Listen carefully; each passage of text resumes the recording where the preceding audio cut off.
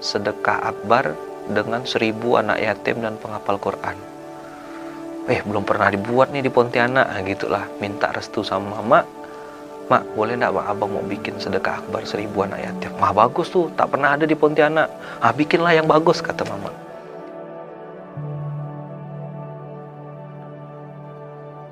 Ada ayat Al-Quran yang sampai sekarang saya selalu gunakan dan selalu saya sampaikan kepada kawan-kawan. Surat 47 ayat 7. Intan surullaha yansurukum wa yuthabbit aqdamakum. Jika engkau menolong agama Allah, maka Allah akan menolongmu.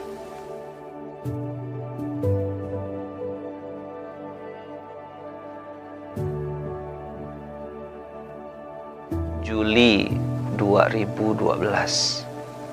Juli 2012 itu saya merecall, manggil kawan-kawan, manggil orang-orang yang saya kenal. Yang pertama kali yang saya ajak ya Bang EN.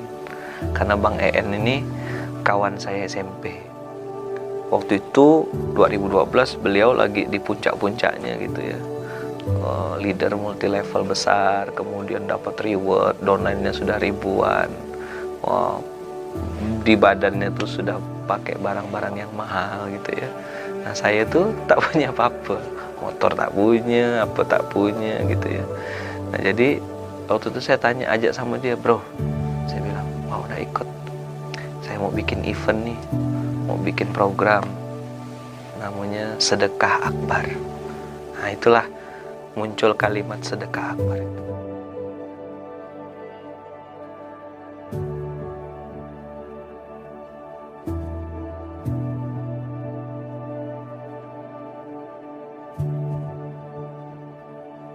Satu momen beliau ngajakin ada sebuah majelis tentang Al-Quran.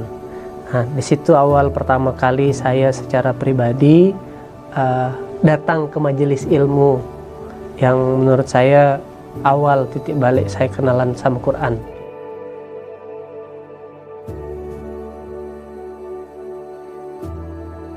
Sisa uang dari sedekah akbar itulah ada kurang lebih 20, ada berapa puluh juta gitu. Itu yang saya dengan Lutfi dan Fras dengan Bang Awal berempat, kami waktu itu keliling-keliling ke pondok-pondok pesantren. Jadi gayanya waktu itu ngerasa kayak jadi orang kaya gitu ya. Nanya, Ustaz, pondok ini perlu apa? Perlu air bersih. Oke, bikinkan sumur bor, Ompi, keluarkan duit. Bikinkan sumur bor dari uang sisa itu. Lalu datang lagi ke panti asuhan. Waktu itu yang pondok pertama yang kita datang itu Mu'tasim Billah Purnama. Nah, di Mu'tasim Billah Purnama inilah saya kenal sama Ustadz Yahya. Pondok waktu itu masih 70 santri. Cerita beliau bahwasanya pondok itu dirintis dengan karpet, terpal, di sekelilingnya dikasih garam supaya tidak kena ular.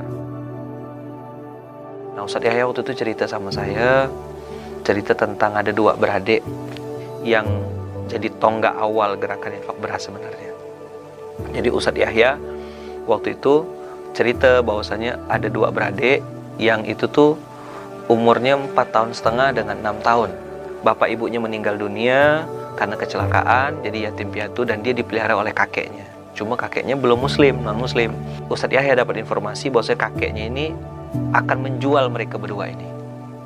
Mau dijual adik-beradik ini. Sudah transaksi, kakeknya sedang pergi ke satu daerah gitu kan, mau dijual. Nah, Ustadz Yahya H-1 sudah duluan ngambil anak ini dalam kondisi anak ini tidak pakai baju karena baru dikeluarkan dari dalam hutan. Baru dikeluarkan dari dalam hutan, dari dalam kampung itu pedalaman, dikeluarkan, dibawa ke dalam mobil tuh dalam kondisi tidak pakai baju karena memang diselamatkan oleh tetangga-tetangganya karena tahu kakeknya mau jual.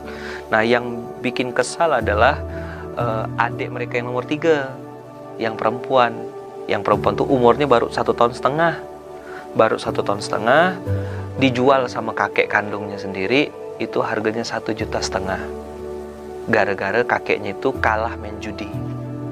Kakeknya kalah main judi, harus bayar hutang judi, maka dia jual cucunya.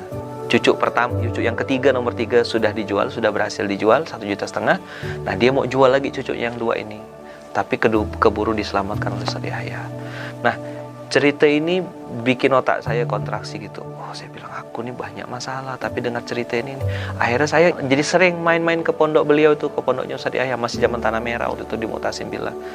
Begitu sampai ke sana, saya langsung masuk ke dapurnya. Nah, masuk dapur itulah saya nengok berasnya patah-patah. Saya nengok berasnya ada kutunya. Saya nengok berasnya tuh ya, sangat jauh dari kata-kata layak, sudah bau apek. Saya tanya sama Ustadz, ngapa berasnya? Mohon maaf ya jelek gini Ustadz. Lalu ceritalah beliau, sekarang tuh Ustadz katanya santri kita tambah banyak, anak-anak ini tidak semuanya mampu dan sebagian besar gratis. Kita terima apa nih kalau kita beli beras yang bagus, lauknya tak ada. Waktu itu otak saya tidak ada mikir macam-macam, Bang Kakak. Hanya pikirnya, ya udah Bismillah, Ustadz tolong doakan.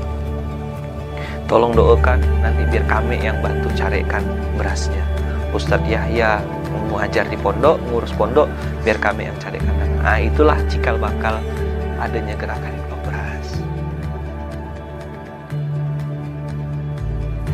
Waktu itu saya putuskan, saya bilang kayaknya ngurus anak yatim nih, inilah dunia saya.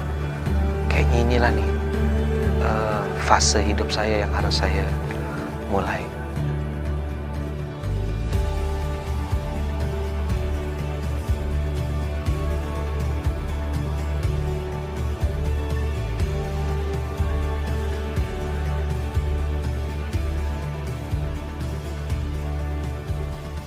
Dari awal Ustadz Lukman tuh udah punya banyak mimpi gitu, sudah punya banyak cita-cita.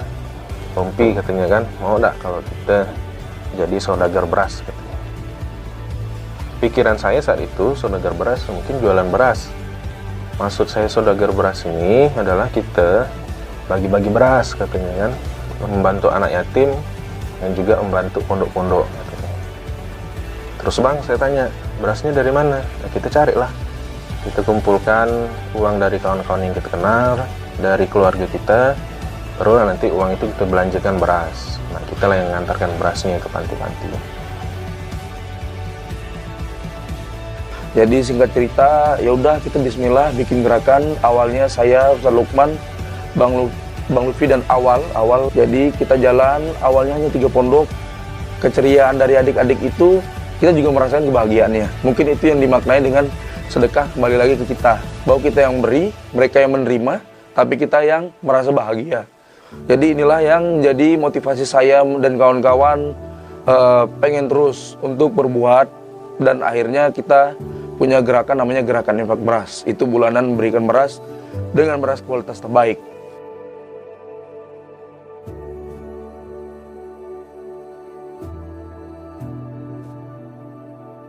Di situ hanya kita diajak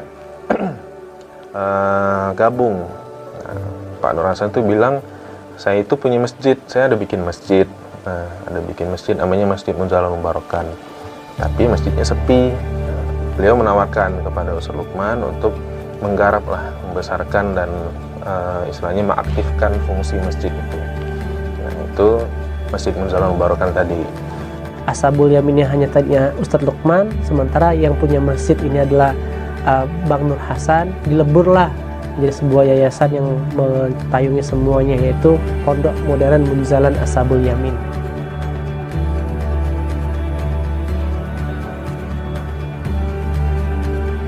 Saya merasa saya perlu Allah. Akhirnya teman-teman bilang, Bang, bukan abangnya yang perlu Allah, Bang, kami pun semuanya perlu Allah, Bang. Mau gabung kita? Tak ada bayar, tak ada gajinya sini. Siap Bang, kami akan korbankan waktu tenaga. Jadi ada yang di multimedia, ada yang di marketing, ada yang apa, semuanya berjuang fight untuk menuju ke Allah ini, cari muka sama Allah. Aku tak dapat uang, tapi kok aku bahagia gitu. Berulang-ulang gitu, berulang-ulang. Ya Allah, aku ini perlu pertolongan Allah, aku ini perlu utang lunas, aku ini perlu penyakit sembuh, aku ini perlu muncul lagi ke permukaan setelah sekian banyak fitnah dan lain-lain. Berangkat dari buku Mustal Miskin itu, Ustadz mulai akhirnya dakwanya bukan hanya sekarang di Pontianak, kajian Hijrah Day atau klik yang dikolaborasi antara Kak Mira sama Ustadz Lukman ini, disitulah bagaimana mengajak orang untuk beramal soleh. Dan akhirnya terjadilah namanya Paskas. Sudah ada lebih dari 37 kota di Indonesia.